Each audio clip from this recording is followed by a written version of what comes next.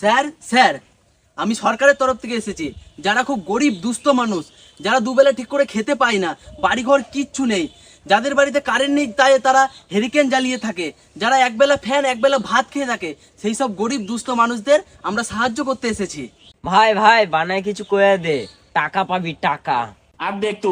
Sir আমি খুব গরিব একটা মানুষ স্যার, আমি দুই বেলা ঠিক করে খাইতে পাই না স্যার, আমার বাড়িঘর কিচ্ছু নাই। আমার একটা বাড়ি ছিল, সেইটাও স্যার 2 লাখ টাকার বিনিময়ে বন্ধক দিয়ে দিছি স্যার, আমার বাড়িঘর কিচ্ছু নাই স্যার। আমি এদিক ওদিক করে 8 লাখ টাকা ঋণ আছে স্যার। এই হ্যাঁ হ্যাঁ আমার থেকে স্যার 2 লাখ টাকা পাই স্যার। টাকা দে, আমার টাকা দে। স্যার আমি না খাইয়ে থাকি। আরে বাবা কার লগে তুমি বোনের বিয়া ঠিক করছো? আরে হ্যাঁ নিজেই খাইতে পার না, দুই বেলা না খাইয়ে থাকে, বাড়িঘর কিচ্ছু নাই, হ্যাঁ লগে আবার বোনের বিয়া তুমি। ये भगवान क्या जुलुम है। 30 বছর পরে একটা মেয়ে পাইছিলাম, তাও তোর লিগা গেল, তোর লিগা হাতছাড়া হইলো, তোর লিগা। আমি কেন মরি না?